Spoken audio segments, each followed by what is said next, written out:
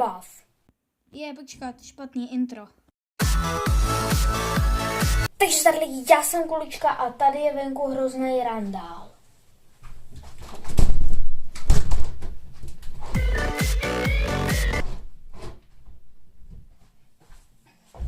Takže tady lidi, já jsem Kulička, vítám vás u dalšího videa a dneska to bude BTS z videoklipu Kulta se říká slavný youtuber. V dnešním videjku si tak nějak řekneme o všech...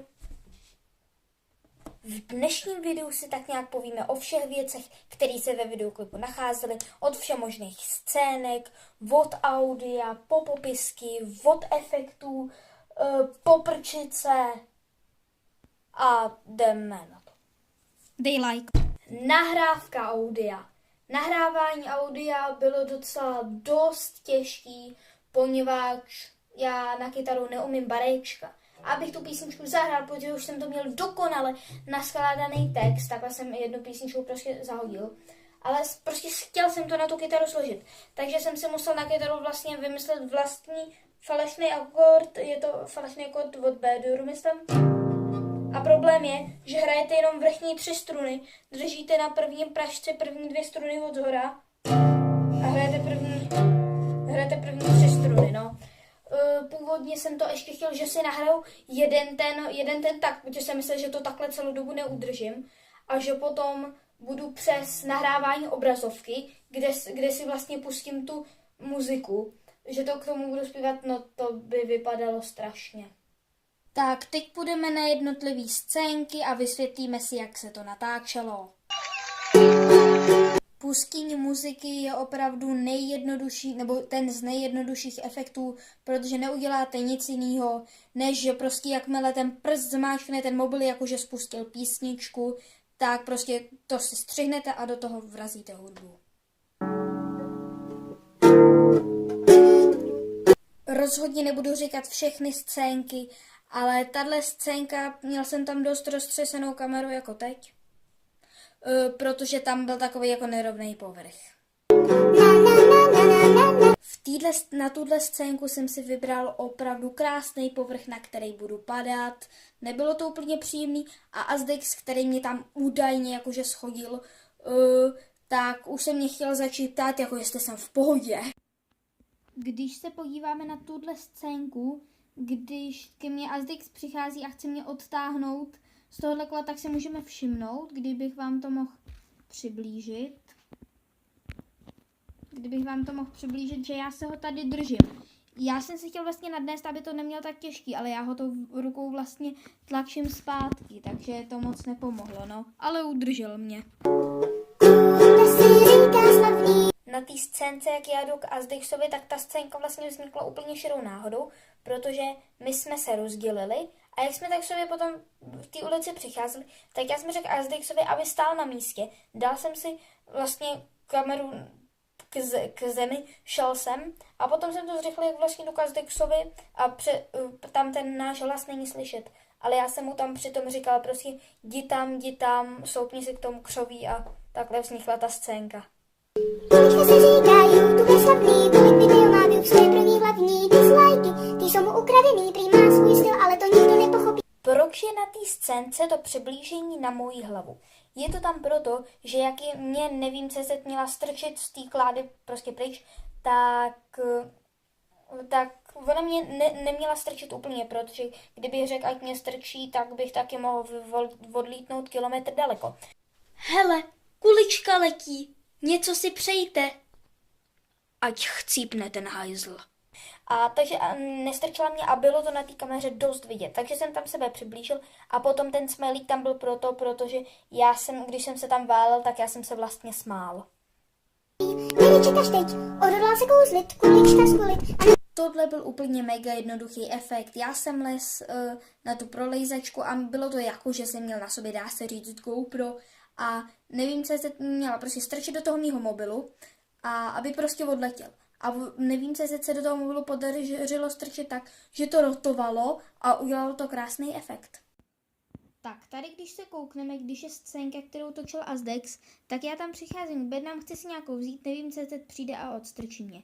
Ten nápis, ale co byl nad tím, který jsme právě využili, aby jsme tam mohli udělat tu scénku, byl tam nápis, z jedné pozice to bylo dost dobře vidět, volné bedny. No, takže co udělal Kulička? Hele, volné bedny. Jste volné, můžete odejít.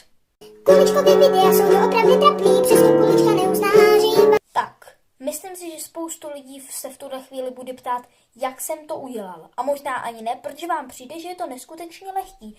Takhle prostě říkat, protože mám nahraný audio a já, ale v té první kolonce pro videa, tam ještě zpívám. Ten hlas je použitý jenom pouze hlas z audia, na ty hlasy ve videu tam prostě nebyly. A jak jsem to udělal?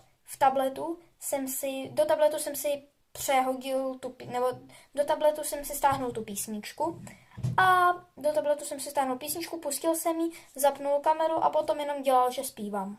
Kde nebyl, Kulda si říká slavný youtuber. Tahle scénka úplně jednoduchá, dáte kameru na místo, kam Josef vystřelil, potom jakmile se ta šipka, ten náboj, jakože dotkne místa, kde jste vy, tak kamera zčernala, protože v tu chvíli jsem byl už jakože mrtvý a potom jsem se snažil zpomalit to tak, aby to dopadnutí moje na zem bylo tak nějak s rytmem, kdy kytara prostě zahraje ten poslední tón. No. Kulda si říká slavný youtuber.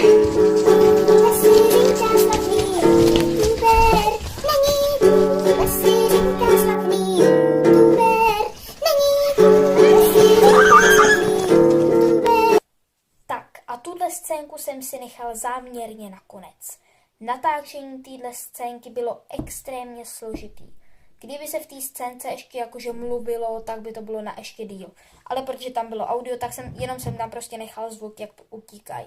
No, zpočátku byly problémy s kamerou, pak se nevědělo, kdo zařve jako bacha, denoob a všichni utečou. No, nakonec se to vyřešilo. Tady máte failnutý pokusy. No, teď!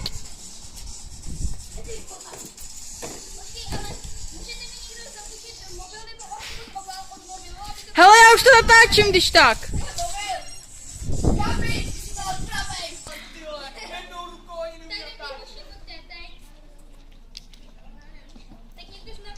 Někdo z vás na mě musí ukázat. Ne, prostě. Já to se stříhám. Natáčí. Tak jo.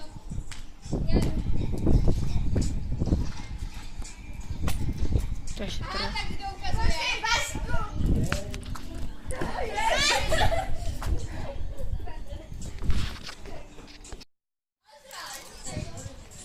Ale jdeme. Už natáčím.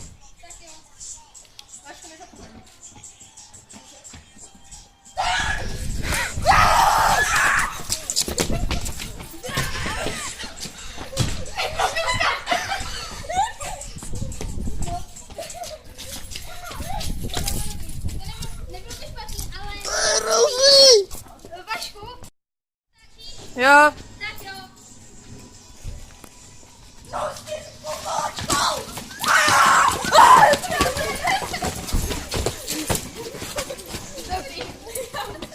Já si na to kouknu. Tohle nebylo špatný, ale kamera špatná. A tam vzadu křičel Jantar, který zrovna přišel. No a protože nás už brzo bude 60, tak jsem se rozhodl učinit nabídku. No to je jedno, není to úplně nabídka, ale prostě neměl by pro vás problém dát tady 12 lajků. Takže když dáte 12 lajků, dám do popisku odkaz na stažení nějakého, můžeme to nazvat Kulda Spec verze 1.1.18, kde najdete od různých hlášek z mýho kanálu, po návodu na efekt, jak se stříhat a můžete si to použít ve vlastním videu. Ty návody samozřejmě ne, bude to jenom jakože jak udělat ten efekt, který potom můžete stvárnit vy. Takže 12 lajků a máte Kulda Spec. Lajkuj, sdílej, odebírej teď!